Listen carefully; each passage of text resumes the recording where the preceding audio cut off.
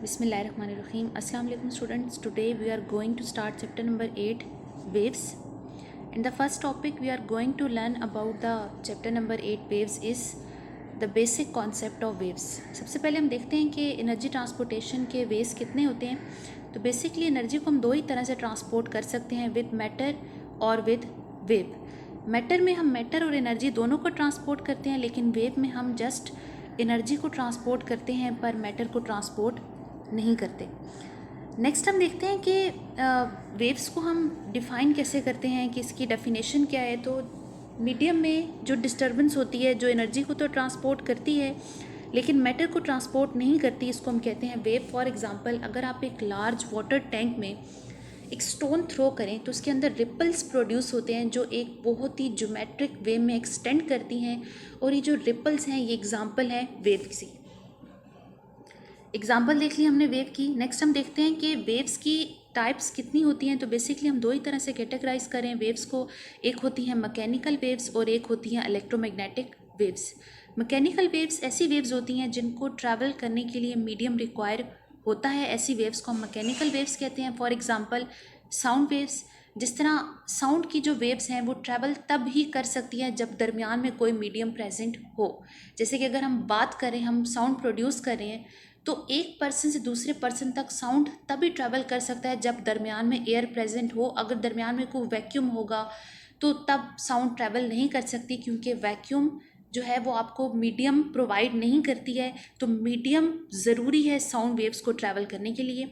Next है आपकी electromagnetic waves, जिसको ट्रैवल करने के लिए मीडियम रिक्वायर नहीं होता.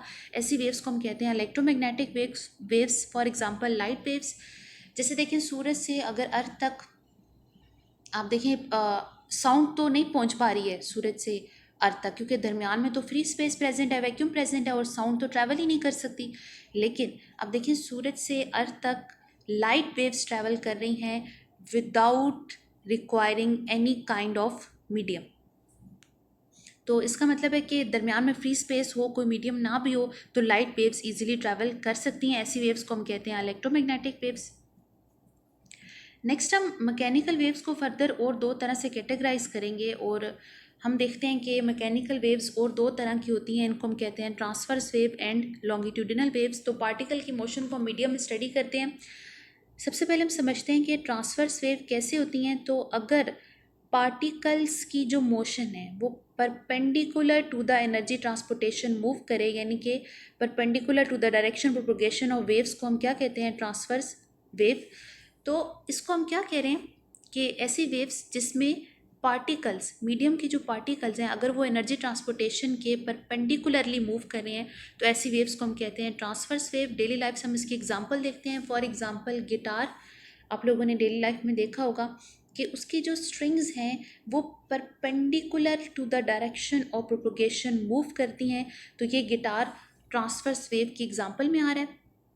इसके अलावा अगर हम लॉन्गिट्यूडिनल को डिफाइन करें, तो लॉन्गिट्यूडिनल वेव्स कैसी वेव्स होती हैं, ऐसी वेव्स जिसमें डायरेक्शन, पार्टिकल्स की जो डायरेक्शन होती है वो पैरेलल और anti parallel to the energy transportation move करे. तो ऐसी वेव्स को हम कहते हैं लॉन्गिट्यूडिनल वेव्स. फॉर एग्जांपल एक स्पीकर से निकलने वाला साउंड, यानी एक स्पीकर से जो साउंड प्रोड्यूस हो रहा है वो एयर पार्टिकल्स को पर पैरेलल और एंटी पैरेलल मूव करवा रहा है.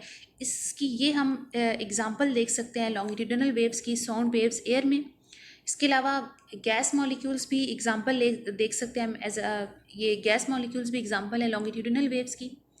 यहाँ पे कुछ हम एक चीज़ को और स्टडी करते हैं, और वो क्या कि ट्रांसवर्स वेव तो सॉलिड में प्रोड्यूस होती हैं, या अगर आप लिक्विड कोई कंसिडर करते भी हैं तो उसकी सतह पर आपको अपेरेंटली ट्रांसवर्स वेव प्रोड्यूस होती हुई दिखाई देंगी, लेकिन उसके अंदर कोई भी आपको ट्रांसवर्स वेव प्रोड्यूस होती हुई दिखाई नहीं देगी.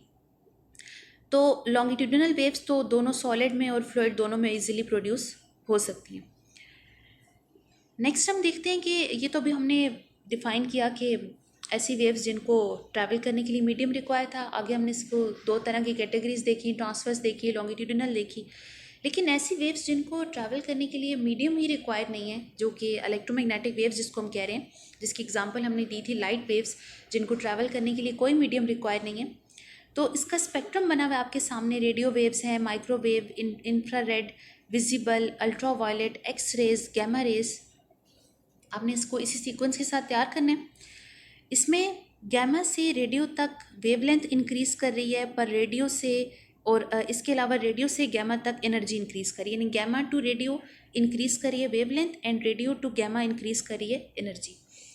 तो हम देख ये रहे हैं कि सूरज से अर्थ तक लाइट किस तरह से ट्रैवल कर रही है। तो अगर एक चार्ज पार्टिकल के ऑसिलेशन को आप स्टडी करें तो एक चार्ज पार्टिकल के ऑसिलेट करने की वजह से ऑसिलेटिंग इलेक्ट्रिक फील्ड प्रोड्यूस होती है। आप सेकेंड ईयर में चैप्टर नंबर 15 में भी पढ़ेंगे, और इसके अलावा आप लोगों ने मैट्रिक में भी चीज़ पढ़ी है कि changing electric flux can produce a changing magnetic flux.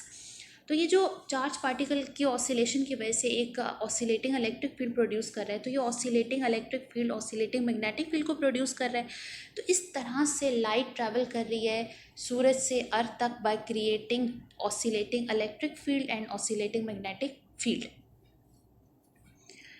Next हम देखते हैं कि फर्दर हम दो और तरह से कैटेगराइज करते हैं वेव्स को, और वो और दो कौन कौन सी एग्जांपल्स हैं वेव्स की, यानी कि कैटेगरीज हैं वेव्स की। एक हम कहते हैं प्रोग्रेसिव वेव्स और एक हम इसको कैटेगराइज करते हैं स्टेशनरी वेव्स में। तो प्रोग्रेसिव वेव्स ऐसी वेव्स होती हैं जिसमें एनर्जी ट्रांसफ़र करती है एक पॉइंट से दूसरे पॉइंट तक। इसको हम ऐसे भी डिफाइन करते हैं कि carries energy away from the source of disturbance. लेकिन स्टेशनरी वेव्स ऐसी वेव्स होती हैं जिसमें एनर्जी ट्रांसफर्ड नहीं होती एक पॉइंट से दूसरे पॉइंट तक, इसको हम कहते हैं स्टेशनरी वेव्स। तो प्रोग्रेसिव में एनर्जी ट्रांसफ़र हो रही है लेकिन स्टेशनरी में कोई एनर्जी ट्रांसफ़र नहीं हो रही। तो ये फर्दर हमने दो और तरह की कैटेगरीज देखी हैं, प्रोग्रेसिव भी और स्टेशनरी भी। इसके अलावा हम इसको मज़ीद भी कैटेगराइज कर सकते हैं मैटर वेव्स में, लेकिन आप लोगों के कोर्स का जो हिस्सा है उसमें जस्ट यही इन्हीं को डिस्कस किया हुआ है, तो आपने इन्हीं वेव्स को समझना है। तो ये हमारा टॉपिक था वेव्स का। उसके बाद इंशाल्लाह हम नेक्स्ट लेक्चर में नेक्स्ट टॉपिक को स्टडी करेंगे।